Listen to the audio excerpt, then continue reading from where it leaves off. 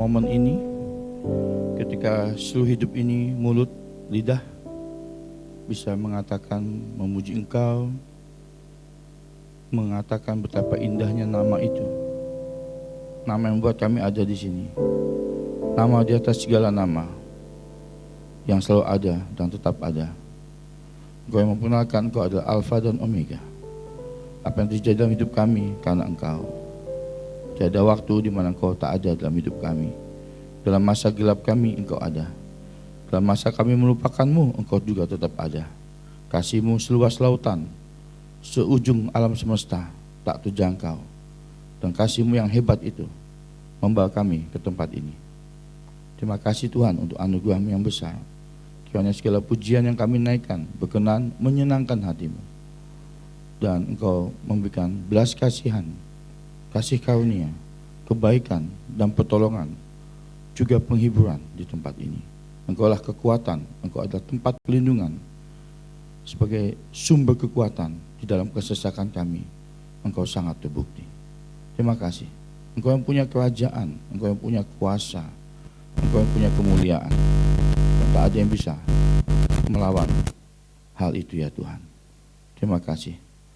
Saat firman-Mu dibagikan, pakai hamba-Mu, datanglah kerajaan-Mu, dan jadilah kehendak-Mu. Di hati kami, di hidup kami. Dalam nama Tuhan Yesus.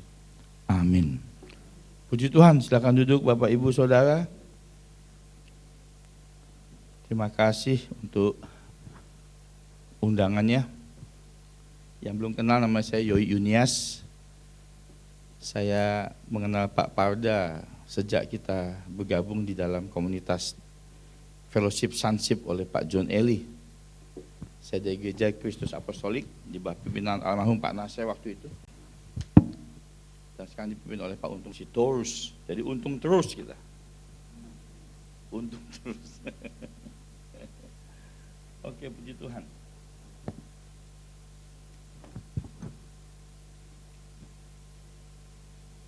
Ketika saya masuk ke tempat sini dan ketemu Pak Parda, ini udah mau ulang tahun yang ke-40 tahun ya. Dan tadi kaum muda saya diundang nanti untuk lomba futsal katanya sama Mobile Legend. Dengan senang hati untuk kami menerima tantangan itu, ya kan? Undang aja, gereja kami ada di samping, kami juga sewa ruko di samping Gramedia di Blok M. Di dalam Blok M itu ada Five Hotel, ada Gramedia.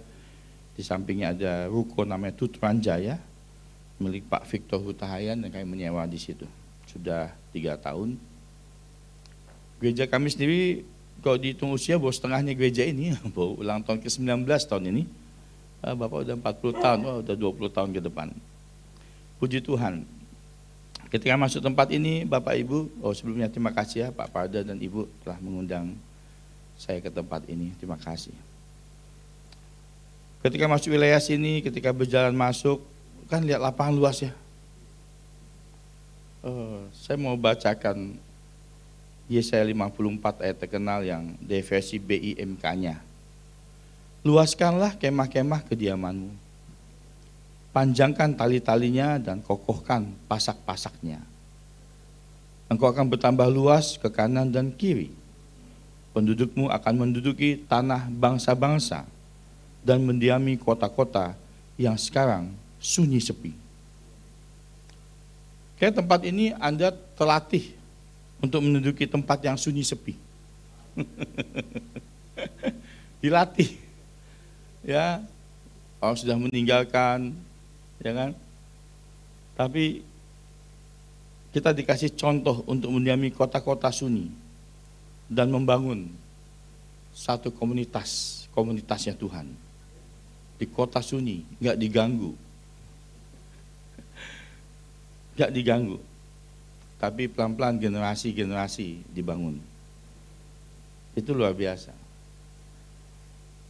Dan buat pelayanan di sini, ya Tuhan selalu berkata, engkau setia dalam perkara kecil, aku akan memberikan kamu perkara yang besar. Ternyata Bapak Ibu, kalau saudara setia dalam perkara kecil, ternyata upahnya apa? Rumah? Mobil? Enggak. Ternyata upahnya pekerjaan yang lebih besar.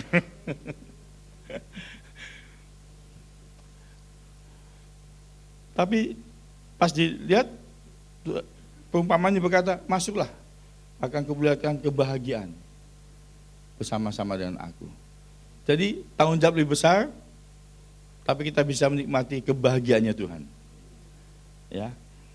Jadi bagi teman-teman yang setia di kota sunyi, setia bertumbuh dalam Tuhan, oh ingatlah, Tuhan selalu mengganjar pelayanan yang dilakukan dengan kesetiaan. Tuhan punya momennya, segala sesuatu indah pada waktunya.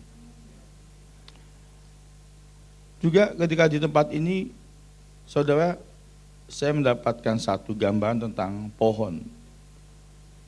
Yohanes 15 berkata, ada pokok anggur dan Bapakulah pengusahanya.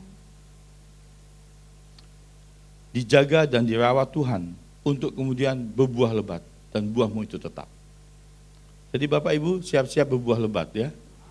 Tuhan bawa ke sini, dijaga, dirawat, generasi demi generasi, anak suamiku, remaja, kaum muda, puji Tuhan, kaum muda sudah mulai mengisi pelayanan di tempat ini, dijaga, dirawat Tuhan, dirawat, yang tidak berbuah dipotongnya, dibersihkannya, dan Alkitab berkata, Bapakulah pengusahanya. Kok Bapakulah pengusahanya, siapa yang bisa melawan? Saya nggak ada lawan. Bayangin, Bapakulah pengusaha di tempat ini. Dan kalau kita dikasih perumpamaan pohon-pohon ada banyak macam-macam ya. Ada yang berbuahnya bertumbuh cepat, berbuah cepat. Kayak pohon durian Bapak Ibu. Saya baca beberapa artikel dari Google, proses pembibitan sampai tumbuh buah memakan waktu kurang lebih 3 tahun. Apabila buah tumbuh, masih ada kemungkinan rusak atau jatuh dari pohon. Selanjutnya kita harus menunggu sekitar 6 sampai 1 tahun lagi sampai durian matang dan siap panen. Tapi buah durian itu kemudian kokoh, kuat, dan buahnya walaupun langka, tapi apa? Dicari orang dan mahal. Jadi kita dapat anugerah yang kadang kita seperti saya, komunitas kecil, tapi lihatlah buah yang dihasilkan. Langka dan mahal, dicari orang. Ada padi, ada beras, ya, ada banyak macam-macam ya. Tapi durian, lihat jenis durian, lihat jenis pohon-pohonan, kita tahu dapat inspirasi. Setiap gereja, setiap komunitas mendapat anugerahnya yang berbeda. Dari sisi pertumbuhannya, dari segi jenis buahnya. Ya, dan gereja ini, percayalah, dijaga, dirawat Tuhan di tempat sunyi ini. Oh, Tuhan punya firman buat kota-kota sunyi. Anda terlatih untuk mendiami kota-kota sunyi nanti. Bahkan sampai ke Eropa atau kemana ya kan. Bayangin, Jepang aja lagi krisis anak kan ya. Udah ada satu kota yang ditutup, sekolah ditutup, karena anaknya kurang. Jepang itu kekurangan anak. Bisa-bisa hilang tuh nanti negara itu. Karena generasinya nggak punya anak. Ya puji Tuhan, maka anak-anak muda lihat ke depan kita untuk menikah, menghasilkan generasi imamat yang rajani, umat kepunyaan Allah sendiri. Ya. Tadi dibilang juga sama Pak, pada dengan saya ketika usia 20 tahun, 40 tahun, ada kadang mungkin ada gap usia yang agak tua sama anak-anak, ada gap di tengah. Tapi soal gap saya langsung tadi diingatkan oleh kisah Musa. Musa sebetulnya memimpin generasi muda yang orang tuanya silakan meninggal selama 40 tahun di padang gurun. Tapi untuk memasuki tanah Kanaan, Tuhan menyiapkan generasi muda, generasi Yosua. Ya, jadi Tuhan tidak pernah mengecewakan orang yang memilih berjalan bersama Dia. Kalau saudara berjalan sama Dia, kisah hidup saya,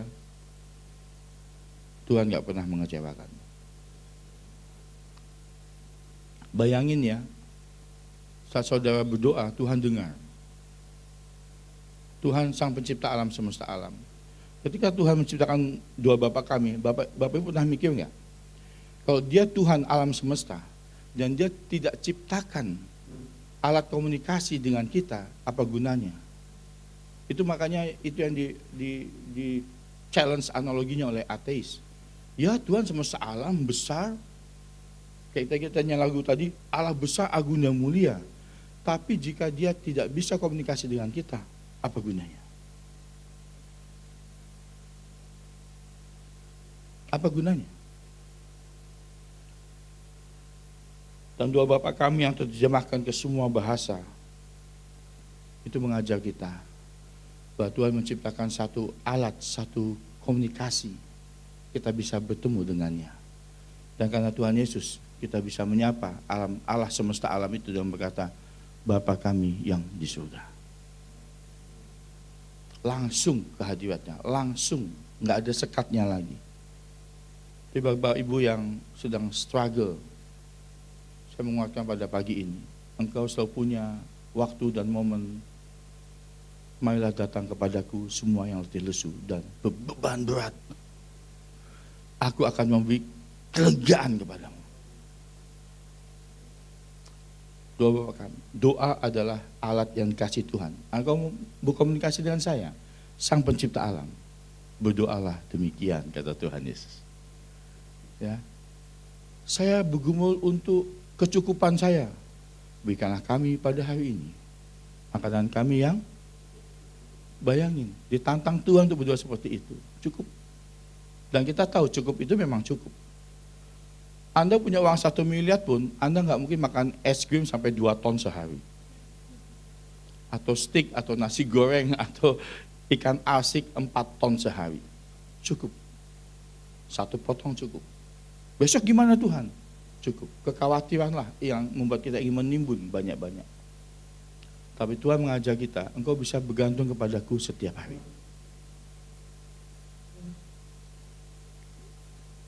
Ketika kita dalam pencobaan, kita diajar Tuhan,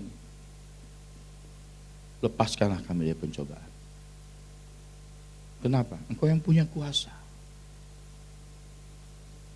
Dan ketika kita berhubungan dengan orang yang tadi ini, sikap terhadap sesama, tema saat ini,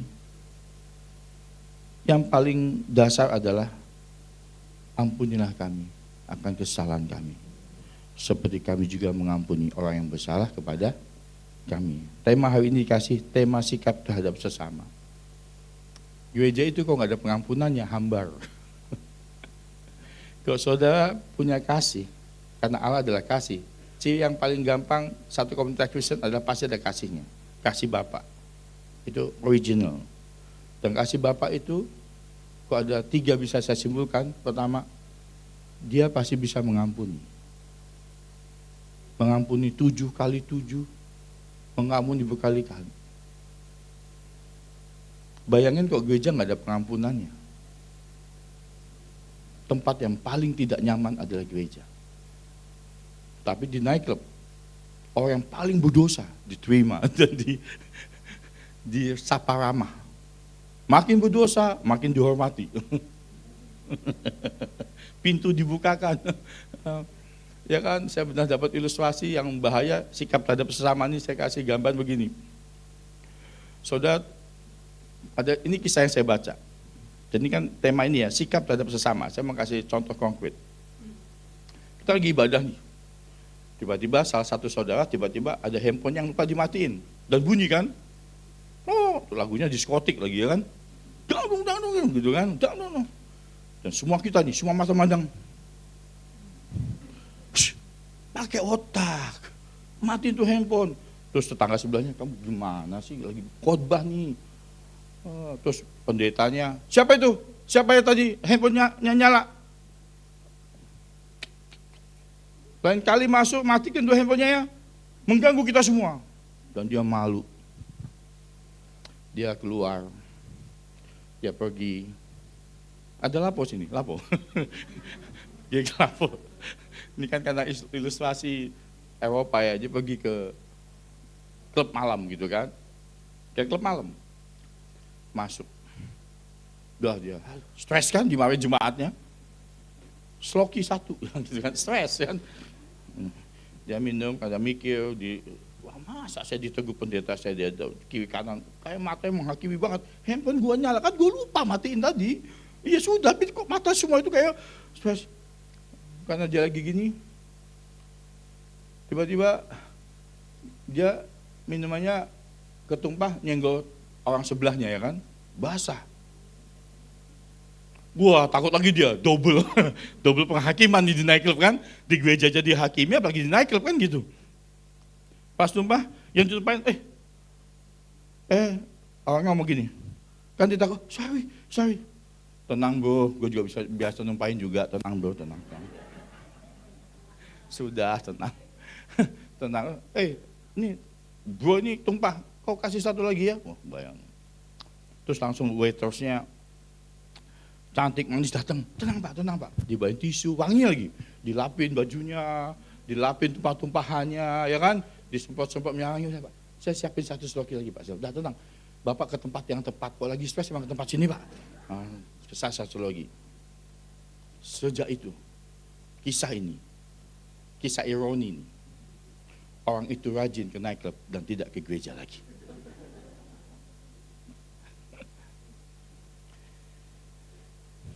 Tema hari ini, sikap terhadap sesama. Pengampunan gak besar di tempat ini. Dimanapun yang namanya gereja itu kan kita. Gereja bukan tempatnya, itulah kita. Cara kita bersikap satu sama lain, itu nilai daripada gereja. Jika kita tidak ada pengampunan atau terjadi kisah-kisah yang seperti tadi, gereja tidak lagi tempat yang menarik. Yang kedua, kalau kita bilang kita gereja mengasihi, kita pasti ada timbul rasa sayang satu sama lain. Kita menyayangi sebagai bapak, sebagai keluarga, sebagai bapak rohani, ibu rohani. Kita membawa keluarga yang kita cintai untuk ke sini. Di gereja, kenapa orang menjadi betah? Karena ketika dia menemukan, harusnya ini yang terjadi. Seperti Yesus kita datang ke dunia. Kita merasa kita di apa adanya, kita merasa disayangi, kita dikasihi apa adanya. Dan kita mendapat kesempatan untuk mengasihi juga.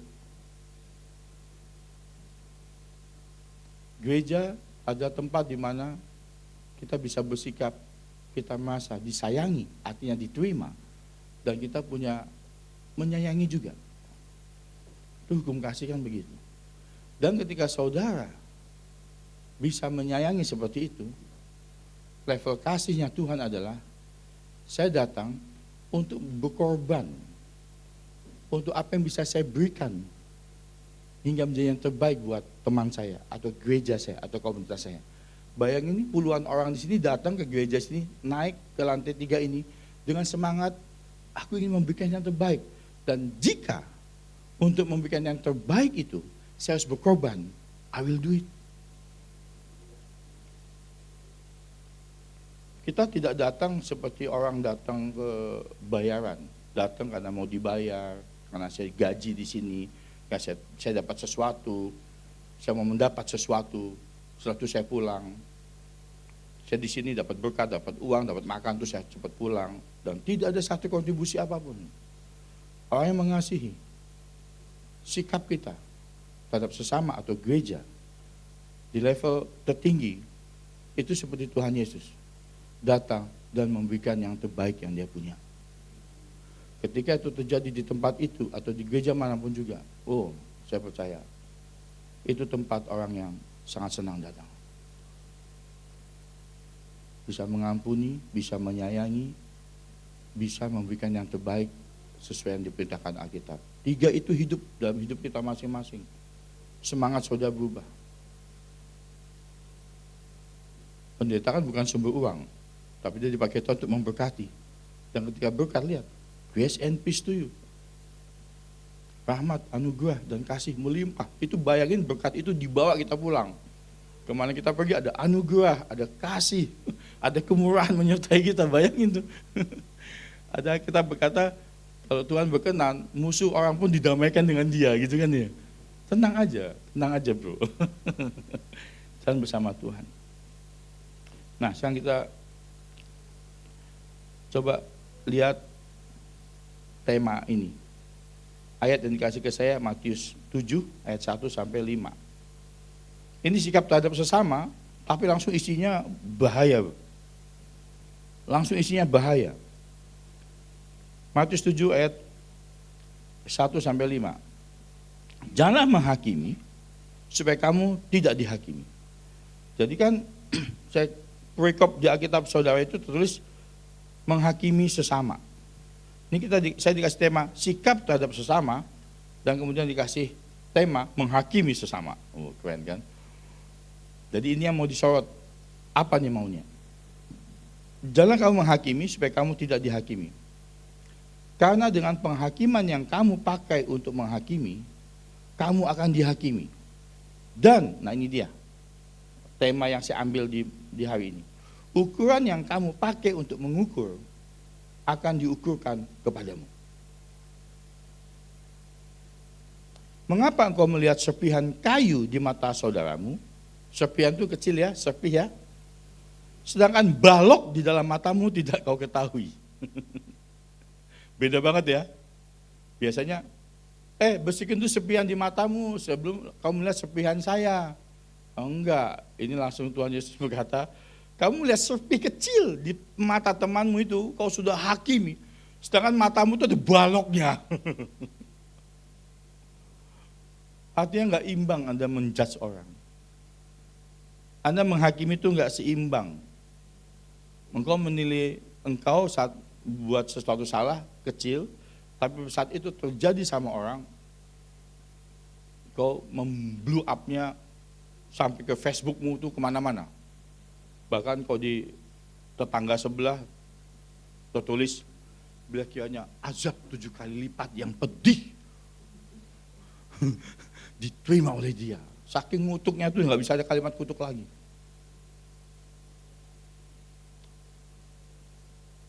Pendeta Hillsong pernah saya dengar salah satu khotbahnya bertahun-tahun yang lalu, sering hinggap di saya kalau kita ngomong soal sikap dan menghakimi sama sesama.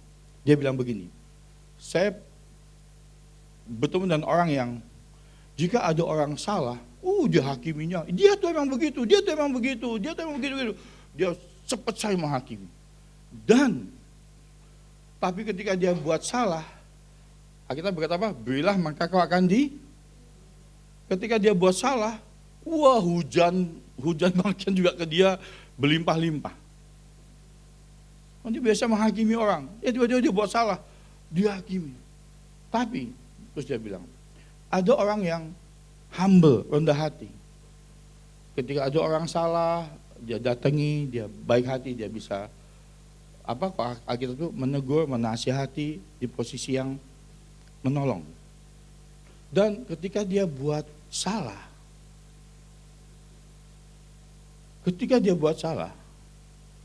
ternyata yang dia dapat adalah hujan pertolongan buat banyak orang. Itu bedanya.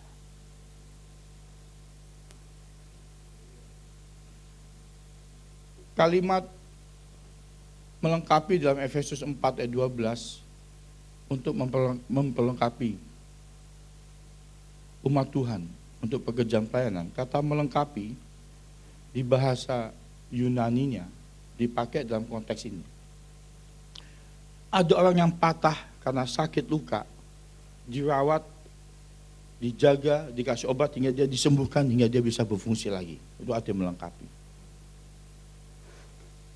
Melengkapi juga dipakai dalam arti ketika kayak jala Petrus rusak, jala ikan, jalannya rusak, diperbaiki dengan hati-hati, dengan benar, sehingga bisa dipakai untuk menjala lagi. Katanya juga dipakai untuk jika ada kapal yang belum lengkap, dikasih sauh, dikasih motor, dikasih layar, hingga dia bisa berkembang ke tempat yang lebih dalam lagi. Atau kisah yang keempat, ketika anak ayam dibesarkan, untuk kemudian setelah besar baru dibawa ke pasar, untuk dibawa kepada market. Itu artinya melengkapi. Dia tidak ada arti mendamage gitu loh, menghancurkan gitu. Jadi saudara juga penghakiman kita ada penghakiman, ada pengadilan. Tapi rumah tahanan namanya apa sekarang? Lembaga apa? Iya, enggak ada. Rumah penjara bagi orang terkutuk sehingga dia mati di sini, enggak ada tulisan begitu. Moto kami adalah orang yang ke sini akan mati, terzolimi, terbulikan 3 kali lipat lebih dari apa yang dia lakukan di luar. Wah, nggak ada moto begitu. Di gereja kami kan ada banyak lulusan penjara juga. Sedang Pak Gani Simanjuntak itu melayani 5 penjara tiap minggu. Lewat Yayasan Immanuel, yakinlah. Narkoba, pembunuh, bisa kaum ibu dan bapak. Saudara pernah nggak ngalamin? Saudara menerima orang yang datang ke gereja, kasus pembunuhan istrinya, dan dia bunuh di hadapan anaknya. Dia sudah bebas dari penjara, anaknya tinggal di opanya. Menurut Bapak Ibu Saudara, apa nasihat terbaik ketika bapaknya mau bertemu dengan anaknya yang membunuh ibunya?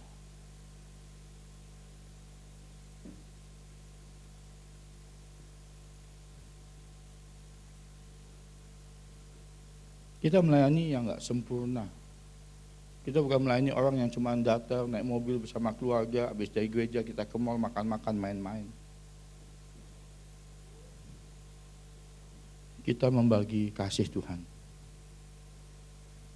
Tempat yang sunyi ini kadang tempat yang mungkin tepat buat orang konseling. Kok bisa buat coffee shop aja di samping.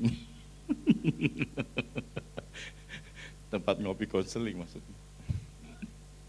Tempat yang orang bisa bicara. Ini tempat orang yang bisa menyepi tanpa hingar-bingar. Ya kan? Orang kalau lewat depannya nggak tahu. Tempat yang di luarnya ada gereja kan orang nggak tahu. Kita belok, orang tiba nyepi, bisa masuk ke sini nyepi dan tiba-tiba mendapat tempat yang seperti ini. Dapat the safest place untuk mendapat nasihat terbaik, rangkulan terbaik, bimbingan terbaik. Puji Tuhan, no? Kadang orang bilang buat orang yang suka glamor, tempat ini nggak menarik. Tapi buat Tuhan, ini tempat pemulihan seperti tadi pelengkap tadi. Yang sakit disembuhkan, yang lumpuh berjalan.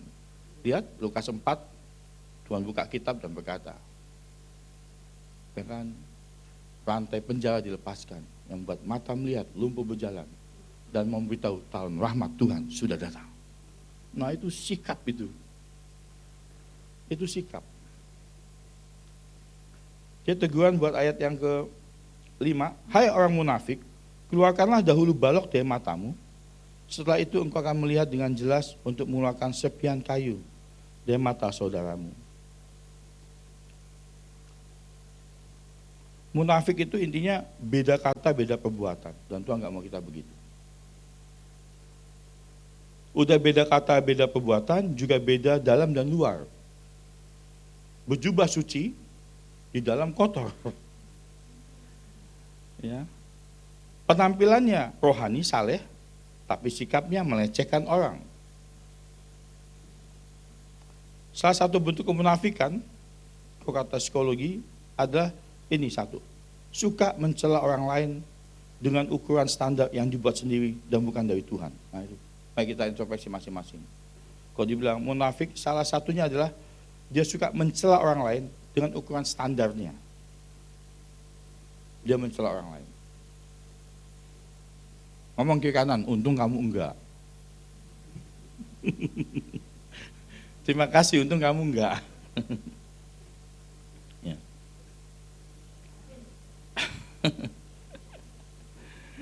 Jadi ya Bapak Ibu bisa khotbahkan lah itu ya, soal munafik, tidak mencela, khotbahkan. Di momen yang singkat ini, saya ingin ngasih contoh di Alkitab, satu komunitas yang sikap terhadap sesamanya luar biasa. Kitab dari Perjanjian Lama, ada satu kitab hanya 4 pasal. Ya, kira-kira apa Bapak Ibu bisa nebak? Kitab Rut, 4 pasal. Ini komunitas kudus. Kalau saudara baca Rut 4 pasal ini, nggak ada malaikat nongol, tidak ada nabi nongol, Nabi Yesaya, Nabi Yeremia, Nabi Hosea, nggak ada yang nongol. Nggak ada nabinya. Nggak ada malaikat tak turun tangan. Nggak ada sabda Tuhan ngomong, nggak ada. Di kitab ini nggak ada. Tapi kitab ini menentukan sejarah. Kalau nggak ada missing link. Dan nama yang dipakai Rut lagi. Bukan orang Israel. Orang Moab, orang asing. Tapi nama wanita ini menentukan sejarah. Jadi bagi saudara yang wanita, Anda mungkin penentu sejarah. Ya kan? Jangan pernah ragu. Jangan pernah ragu. Coba kita buka Rut. Ini saya ambil potongan-potongan dari 4 pasal ini. Renungkan. Saya waktu itu dinasihat Pak Jerry begini, kalau baca Alkitab begini. Pak Jerry Pais, salah satu pendeta di gereja kami. Saya tuh kalau baca Alkitab sekarang ya, baca nih. Kisah ini kan kayak Rut ya, Esther atau Rut. Kemudian gimana caranya merenungkan? Bayangin itu kisah itu. Menjelajah lah. Berkomik ria, mungkin kayak di film Netflix yang The Chosen tentang Tuhan Yesus. Saya kadang-kadang di gereja kalau khotbah tentang Tuhan Yesus tuh, tentang perumpamaannya Pak Pada, perumpamaan Tuhan Yesus, sekarang udah ada filmnya kan, menyembuhkan orang sakit, kusta. Jadi saya bilangnya, teman-teman mari kita saksikan film ini. Daripada saya bacakan ayatnya, ada filmnya sekarang. Jadi kita nonton bareng. Dia nonton 15 menit, saya tinggal simpulkan 15 menit lagi. Pekerjaan pendeta jadi ringan Pak. Karena di Netflix itu dia ada narasi-narasi yang tidak sekaku Alkitab, tapi contohnya ya, kemarin yang menggugah orang adalah ketika ini cara sikap terhadap sesama nih. Murid-murid Yesus mau pergi ke sana kan, harus lewat Samaria. Jangan lewat Samaria, wah kita bisa dibegal. Terus Yesus berkata, kamu nggak tahu apa yang saya mau. Ngapain lewat Samaria? Nggak ada orang Yahudi lewat Samaria. Itu tempat orang yang musuh kita. Kamu nggak tahu apa yang saya mau. Kalau kamu mau pergi, pergi sini. Terus dia pergi. Terpaksa muridnya ikut. Nah, lihat di Netflix kayak saya kasih gambaran gitu. Terus duduk di sumur kan? Sumur Yakub nggak salah kan? Sumur nunggu. Datang wanita siang-siang.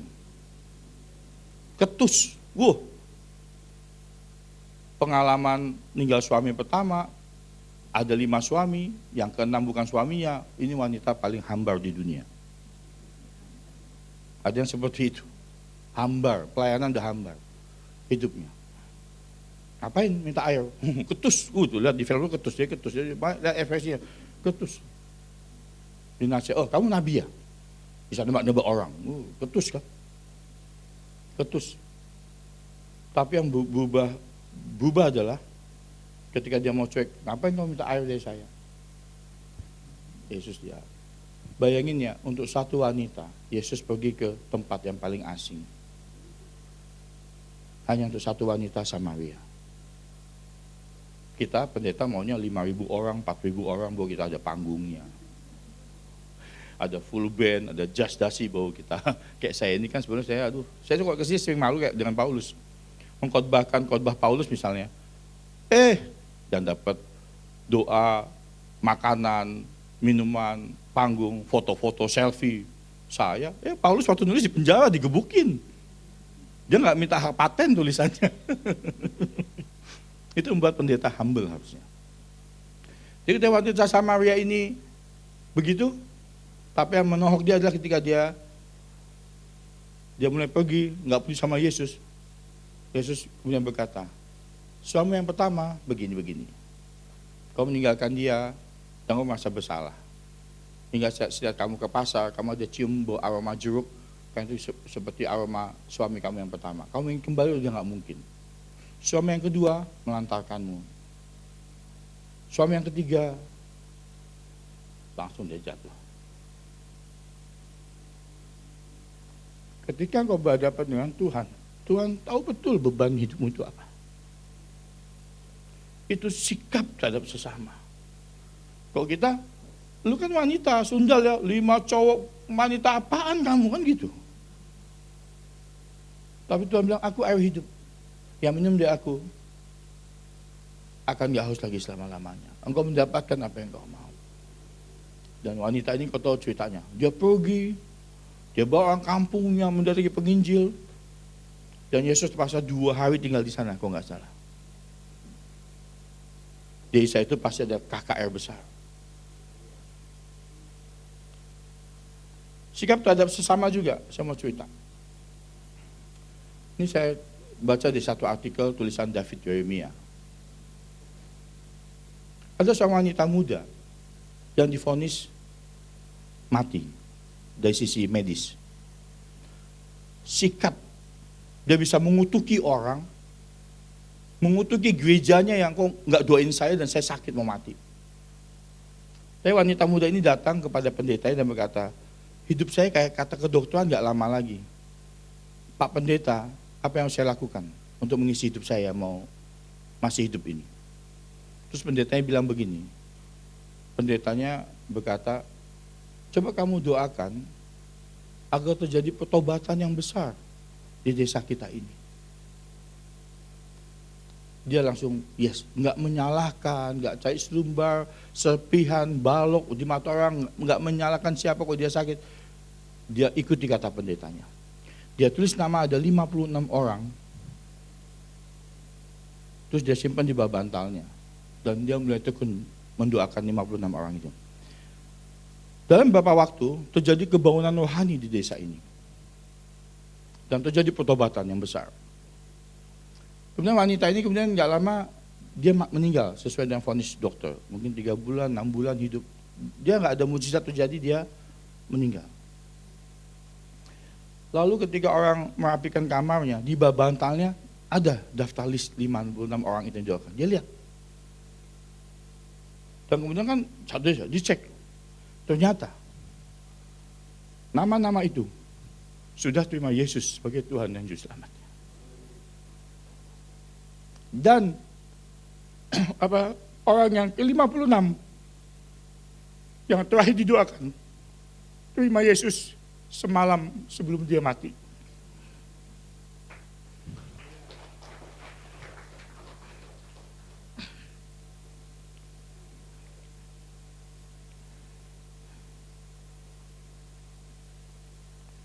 Gereja ini kuat dengan jaringan doanya.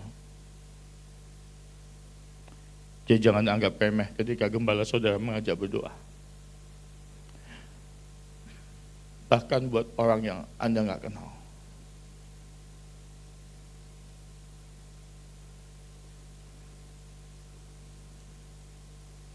Sikap terhadap sesama.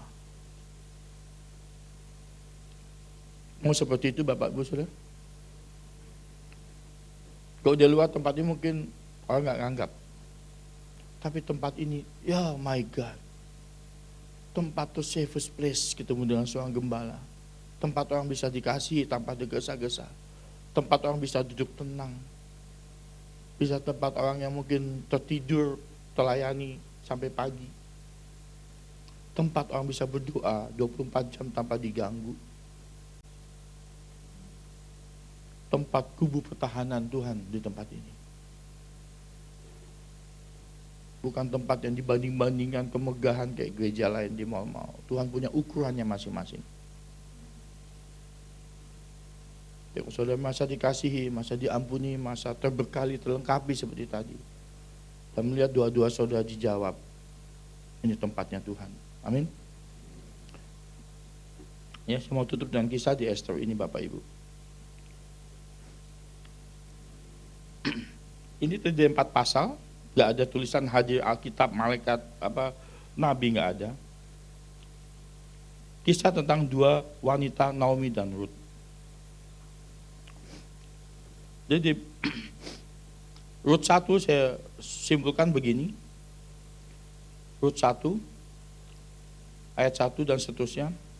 Ini ada kisah ketika bahaya kelaparan terjadi di Israel. Elimelek dan Naomi meninggalkan Israel, ya kan?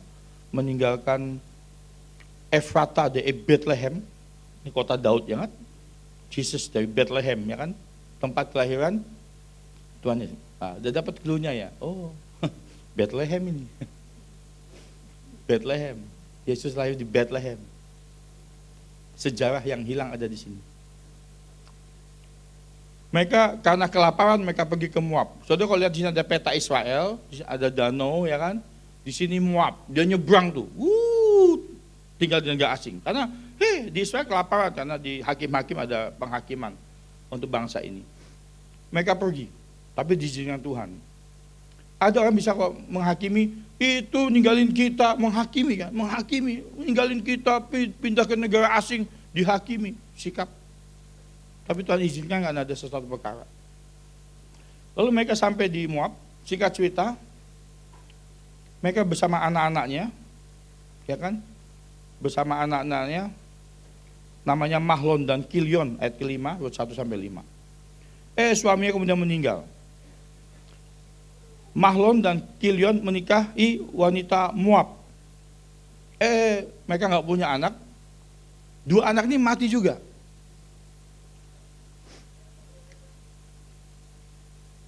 Dia tinggal 2 menantunya.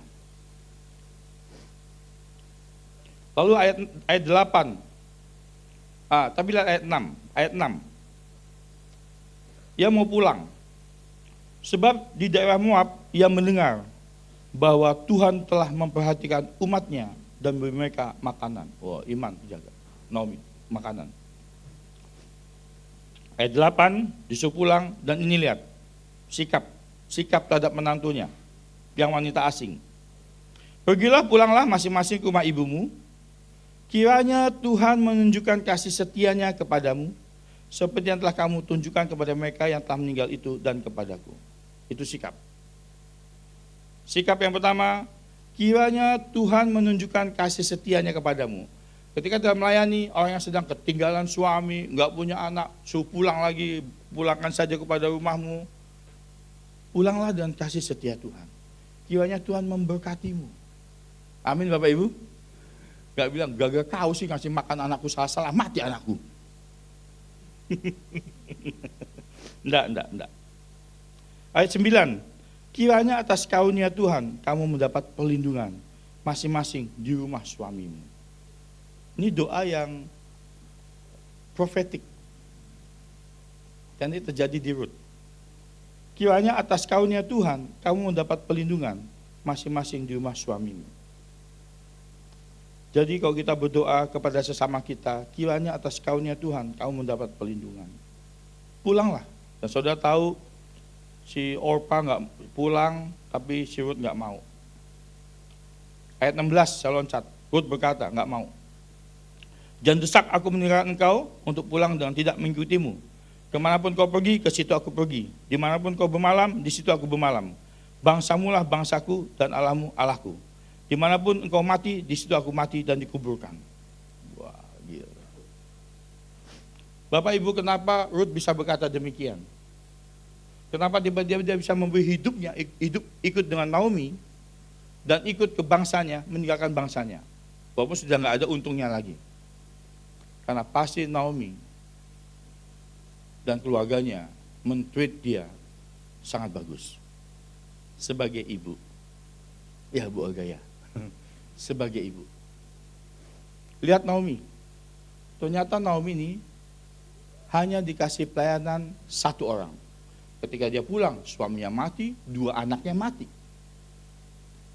Dikisahkan dia pergi dengan masa aman. Suamiku ngajak aku ke tempat yang akan ada impian. 2 anakku yang gagah perkasa ikut. Tiba-tiba dia pulang, suaminya mati, 2 anak yang laki-laki mati. Dan dia membawa 1 perempuan asing masuk ke tanah Israel. Menurut saudara, mudah nggak untuk dihakimi?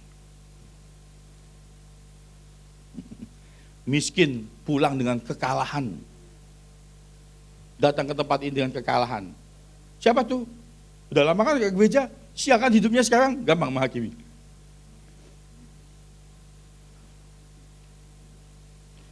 Di ayat yang ke Rut 1 ayat yang ke 19, keduanya berjalan sampai Bethlehem. Mereka tiba di Bethlehem, seluruh kota gempar. Naomi kah itu? Naomi kah itu? Ya, normal nanya. Lalu Naomi yang berkata, ayat 20, jangan panggil aku Naomi, panggil aku Mara, sebab yang Maha Kuasa telah membuat hidupku pahit sekali.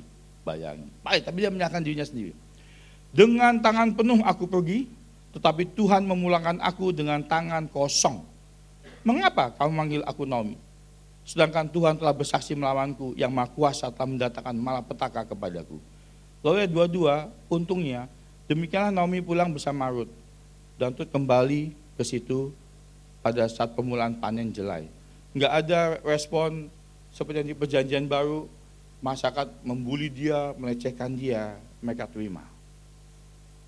Mereka mengerti. Oh, ini Naomi, ya udah kita ngerti, ini lagi sakit hati. Terima aja. Lagi pedih, diterima aja. Nah, itulah gereja ini, sikap terhadap sesama. Menerima orang yang sedang merasa kalah. Pasal 2, Bapak Ibu tahu ceritanya, Naomi, Rut kemudian berkata bersama Naomi, ayat 2, aku mau kerja deh, pungut bulu-bulu yang tumpah dari pekerja-pekerja. Udah kerja, dia mau bekerja, dia tidak jadi peminta-minta, wanita asing. Kemudian si Boaz dari Bethlehem, yang ternyata masih kerabat Elimelek, yang salah satu yang kaya, lihat, itu siapa ya? Nah, lalu lihat ayat 4 ini, ayat 4, waktu Boaz datang. Datanglah Boaz dari Bethlehem, ia menyapa punai-punai itu, apa katanya? Tuhan besar, itu sikap yang kedua. Tuhan besar, miliki mentality, ngomong sama, datang ke komunitas, Shalom Tuhan besertamu, pagi-pagi datang ke gereja kan, Shalom Tuhan besertamu, itu sikap terhadap sesama tuh, lepaskan berkat. Ini gak ada malaikatnya, gak ada firman Tuhannya, gak ada nabinya. Ini komunitas yang saling menyapa. Pulang orang datang, wanita, itu Naomi. Ya udah mereka ngerti aja, mereka ngerti. Terus mereka kalau kita lihat berikutnya, mereka nerima. Mereka nerima janda miskin ini kembali dengan perempuan asing. Mereka terima. Gak ada suami, gak ada anak, mereka terima. Tuhan memberkatimu. Lalu Boaz berkata, siapa dia? Lalu pas diceritakan ayat 8 dan seterusnya, Boaz berkata, oke, silakan, Isya begitu. Udah, bahkan dia bilang sama pekerjanya, tumpahkan sedikit biar si Rut itu bisa ngambil. Itu sikap terhadap sesama. Sikap Bapak rohani. Amin. Sikap pria sejati. Udah, kalau saudara baca ayat Rut ayat 10, mereka nyembah. Lalu dia bilang ayat 9 dulu, aku telah memikirkan hambamu laki-laki supaya jangan ganggu kamu. Wah, langsung jadi protektornya dia. Ayat 10, wah mengapa engkau bermurah hati, padahal aku orang asing. Ayat 11, orang sudah cerita tentang engkau, tentang bagaimana engkau mati suamimu dan memelahkan dirimu. Ayat 12, lihat berkatnya lagi Boaz, sang bapak rohani ini. Kiranya Tuhan membalas perbuatanmu, kiranya upahmu sepenuhnya dikaruniakan oleh Tuhan Allah Israel, yang di bawah sayapnya engkau datang berlindung. Garis bawah itu. Dia nggak pernah tahu nih momen-momen perkataannya. Di bawah sayapnya engkau datang berlindung. Dan saudara lihat dia diminta makan segala macam. Lalu pas pulang Rut 2 ayat 19, mertuanya berkata, dari mana kau bekerja? Karena lihat si Rut bekal banyak pulang. Diberkatilah orang yang telah memperhatikan engkau. Kalimat berkat lagi si Naomi ini. Sikap. Amin. Sikap. Ketika sudah diceritakan ayat 20, Naomi berkata kepada menantunya, diberkatilah orang itu oleh Tuhan, yang tidak menarik kembali kasihnya kepada orang yang hidup dan yang mati. Diberkatilah dia. Sikap itu Bapak Ibu. Sikap komunitas. Ya. Ayat 3, saudara akan baca lihat, dikenalkan. Ternyata Elimelek sesuai tradisi waktu itu, kalau meninggal supaya tanahnya tidak hilang, ternyata Boaz adalah hak bisa menebus. Tapi Boaz berkata, ada penebusmu yang lain yang lebih berhak. Artinya ngambil tanahmu dan Rut ini bisa menjadi istrimu. Tapi penebus ini berkata, oh enggak, saya sudah punya warisan saya supaya enggak keganggu, engkau sajalah yang mengambil. Lalu Boaz mengambil itu, baiklah, saya akan ambil. Ya, saya akan ambil. Nah, waktu si Naomi itu meminta, si Rut ini meminta kepada Boaz, engkau orang yang berhak menebusku. Rut 3 ayat 10 berkata, Rut 3 ayat 10. Lalu Boas berkata, anakku, diberkatilah engkau oleh Tuhan. Gitu. Ada berkat lagi Bapak Ibu. Ada berkat lagi. Nah, ayat 4, lalu gini, saya akan kasih, lalu si Rut kembali. Nah, Rut 3 ayat 18 penting. Ketika si Naomi berkata kepada Rut, apa kabar? Gimana ceritanya? Lalu kata mertuanya berkata gini, ayat 18. Tunggu saja anakku, sampai engkau mengetahui bagaimana jadinya perkara ini. Sebab orang itu tidak akan berhenti sampai ia menyelesaikannya hari ini juga. Mari kita selesaikan pertandingan ini Pak Parda, amin. Kita akan selesaikan. Dikasih anak rohani, dikasih impian ke depan, kita selesaikan. Orang itu akan selesaikan. Enggak ada jeda. Yang bisa selesai hari ini, selesaikan hari ini. Di Rut keempat, Rut 4, kisahnya Boas menjadi penebus. Ya kan? Dan diterima. Oh ya, komunitas kudusnya perlu saya bawahi begini. Rut 4 ayat 1 dan 2. Rut 4 ayat 1 dan 2. Ini mainan saya dengan Pak Parda nih, City Gate. Boas pergi kemana? Pintu gerbang dan duduk di sana. Ya kan? Saya loncat ayat 2. Kemudian Boas memanggil 10 tua-tua kota. Ya. Bapak Ibu tahu kebiasaan di sana Israel, semua penatua itu duduk di gerbang untuk rapat, untuk memutuskan apa yang terjadi di kota itu. Dan bisa menghambat siapa yang boleh masuk, siapa yang enggak. Mereka the city gate, mereka pintu gerbang. Keputusan-keputusan diambil. Singkat cerita, Boas mendapat persetujuan untuk meneruskan tanah Elimelek ini dan Rut menjadi istrinya. Oke. Lalu ayat 11, Rut 4 ayat 11. Rut 4 ayat 11. Rut 4 ayat 11, ketika keputusan Rut akan menikah, harta diambil sebagai penebusnya. Semua orang yang hadir di pintu gerbang dan tua-tua berkata, kadang-kadang kalau ini ada perbedaan Alkitab karena saya pakai yang terjemahan versi kedua baru ya Bapak Ibu, jika ada kalimat yang beda. Kami menjadi saksi, Tuhan kiranya menjadikan perempuan yang akan masuk ke rumahmu itu seperti Rahel dan Lea. Keduanya telah membangun keturunan Israel. Kiranya engkau sejahtera di Efrata dan namamu masyhur di Bethlehem. Gila nggak dua penatua ini? Ya kan? Ini wanita asing loh. Didoakan seperti ini loh. Kiranya Tuhan membuat perempuan ini, wanita Moab asing ini, akan masuk ke rumahmu sama seperti Rahel dan Lea. Siapa Rahel dan Lea? Yang membangun umat Israel. Istrinya Yakub. Wanita asing. Ini sikap penatua. Sikap sesama. Enggak ada penatua. Ini kan wanita asing, tidak berhak kau menikahi dia. Pulangkan saja dia ke bangsanya. Cemar bangsa kita nanti. Masa kau menikahi wanita asing? Sikap terhadap sesama. Tapi engkau enggak nemu celah di kitab ini. Kisah komunitas keluarga Allah di Rut ini luar biasa, keluarga Bethlehem. Penatuanya dengar, duduk, ngumpul. Kiranya engkau sejahtera di Efrata dan namamu termasyhur. Lalu ayat 12. Kiranya keturunanmu menjadi seperti keturunan Peres yang dilahirkan Tamar bagi Yehuda. Karena anak-anak yang akan diberikan Tuhan kepadamu dari perempuan ini. Jadi Bapak Ibu kalau mendoakan orang, memberkati siapapun juga asing, ambil kisah Alkitab, kiranya hidupmu seperti dia, amin.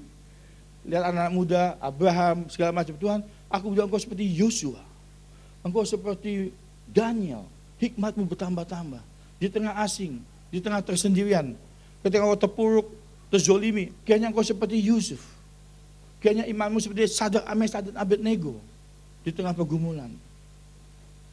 Ambil kisah Alkitab dan doakan terjadi dalam kehidupan anak-anak kita. Sikap. Bukan menzolimi. Nah, baru ada kalimat berkat Tuhan di sini. Satu-satunya, ayat 13. Lalu Boas mengambil Rut menjadi istrinya dan bersetubuh dengannya. Atas karunia Tuhan, amin, Atas karunia Tuhan, perempuan itu mengandung dan melahirkan seorang anak laki-laki. Itu poinnya. Atas karunia Tuhan, kesaksian aja. Atas karunia Tuhan, Rut hamil dan mengandung. Terus, lihat komunitas 14, ayat 14, komunitasnya. Perempuan-perempuan berkata kepada Naomi, terpujilah Tuhan yang tidak meninggalkan engkau. Amin. Sehingga pada hari ini engkau memperoleh seorang penebus. Kira nama anak itu termasuk di Israel. Mereka nggak tahu arti penebus. Belum sampai. Tapi ini profetik. Lalu dia bilang sama Naomi ayat 15. Dialah yang menyegarkan jiwamu. Dan memelihara engkau pada waktu rambutmu telah putih. Menantu yang mengasihimu telah melahirkannya. Perempuan itu, lihat ini. Baca sama-sama. 1, 2, 3. Perempuan itu lebih berharga bagimu daripada 7 anak laki-laki. Penghormatan yang besar kepada Rut, wanita asing. Wanita ini, menantumu ini, lebih besar dari 7 anak laki-laki. Itu kebanggaan seorang ayah Israel pada waktu itu. Ini lebih berharga daripada itu.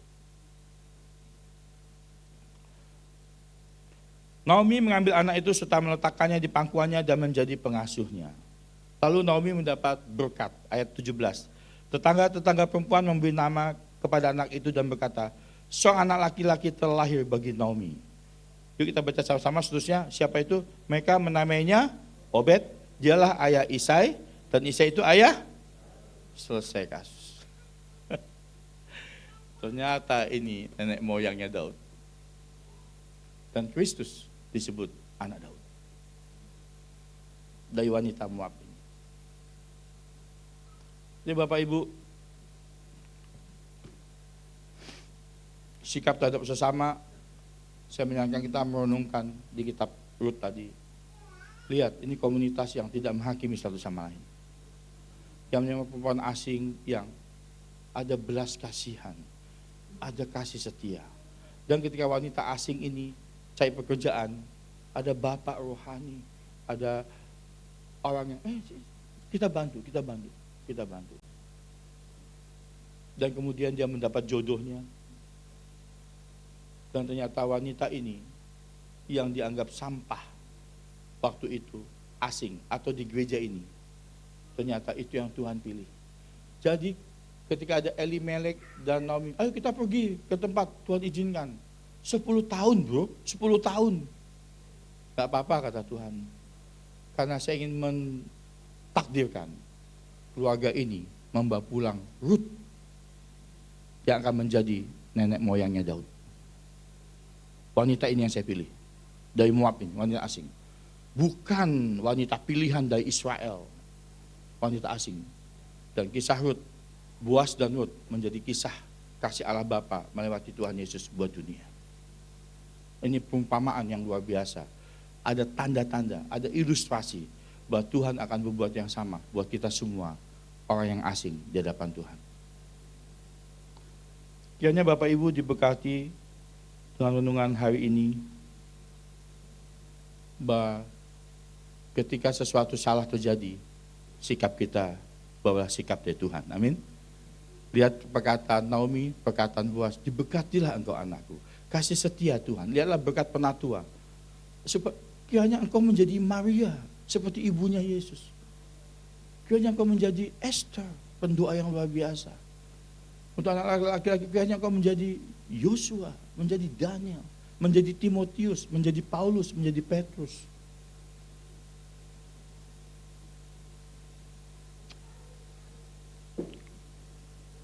Puji Tuhan. Tuhan berkati. Amin. Mari kita angkat pujian ini. Tadi waktu ditanya ada lagu pujian yang dibawa, saya bilang saya beriman lagu yang disiapin oleh worship leader udah sesuai dengan khotbah saya. Jadi salah satunya saya mau nyanyikan, ku bersyukur Bapa, ku bersyukur Tuhan buat kasih setiamu di dalam hidupku. Refnya saja, ya.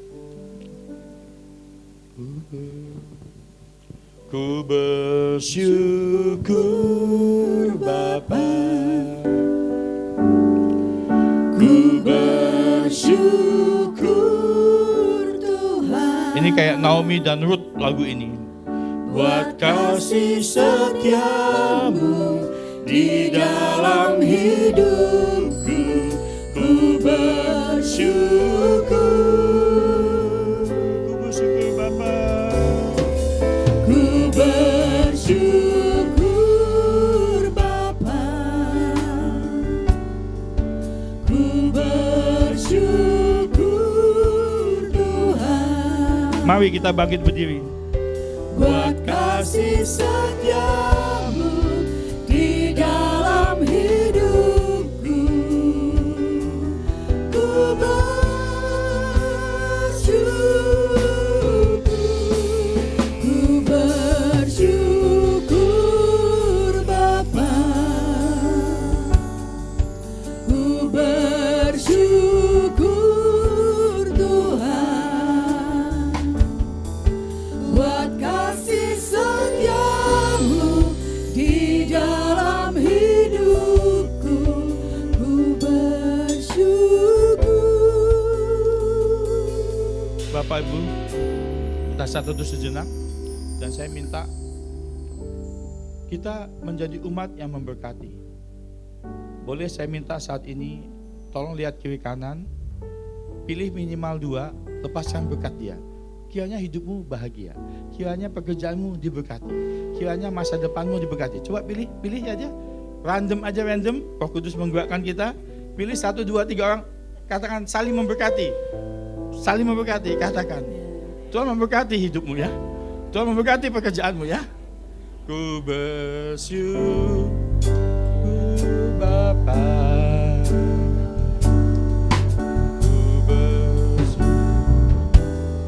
Kalian saling memberkati aja ya. Instrumental ya, silakan.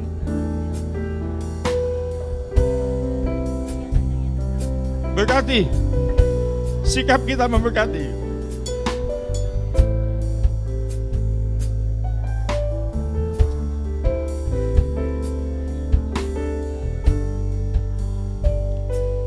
Ya, masih ada waktu. Pilih 1 orang lagi. Pilih 1 orang lagi. Jangan ragu-ragu, lepaskan berkat. Peluk mereka, peluk. Kuatkan, amin. Glory, glory. Glory.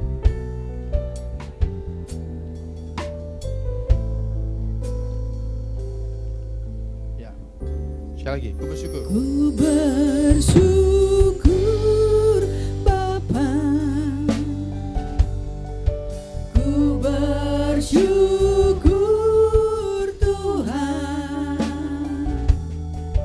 buat kasih setiamu di dalam hidupku, ku bersyukur, ku bersyukur Bapa, ku bersyukur Tuhan, buat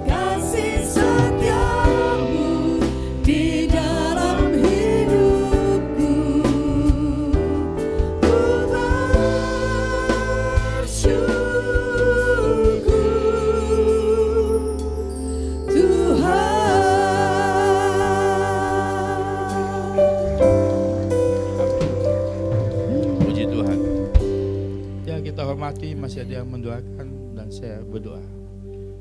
Bapak yang baik, terima kasih untuk momen ini. Kami bersyukur buat komunitas ini. Seperti komunitas di Bethlehem. Kecil tapi menerima satu sama lain. Memberkati satu sama lain. Tidak menyalahkan, tidak mudah menghakimi. Jikapun menegur untuk menguatkan. Sayap yang patah tidak dipatahkan, tapi dikuatkan kembali. Beri kami perkataan yang membangun, yang menghibur, yang menguatkan. Beri tindakan ini membawa berkat satu sama lain. Bahkan Tuhan berkata, doakanlah musuhmu, doakan bagi mereka yang menganiaya kamu. Bertempat ini kasih Tuhan besar, tak tertahankan. Tindakannya besar. Di tempat ini orang merasakan damai sejahtera, seluas lautan. Tempat ini memberikan damai dan ketenangan. Tempat di mana orang senang berdoa di sini. Tempat di mana orang senang bertemu dengan seseorang di tempat ini. Tempat yang tidak dijauhi lagi.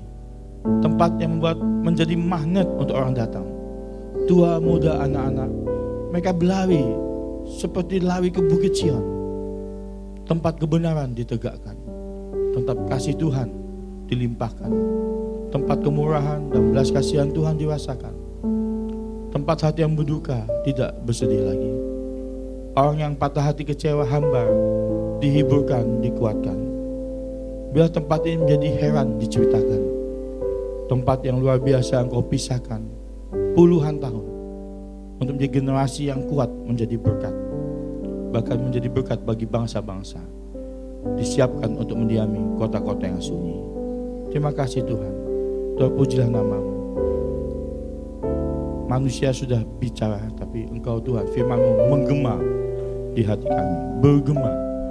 Terima kasih. Komunitas yang kudus, komunitas yang diberkati Tuhan di tempat ini, nyatakan Tuhan, menjadi berkat buat root yang lain, wanita-wanita Moab yang lain, yang sedang travel mencari kedamaian dan pelindungan, mencari sayap untuk melindunginya, dan mereka menemukan di tempat ini, menemukan berkat Tuhan, kasih setia Tuhan, sayap Tuhan, pelindungan Tuhan, dan hidupnya diberkati, menghasilkan produk-produk yang ternyata mengubah sejarah, mengubah kota Cawang, Cilitan, dan Jakarta ini.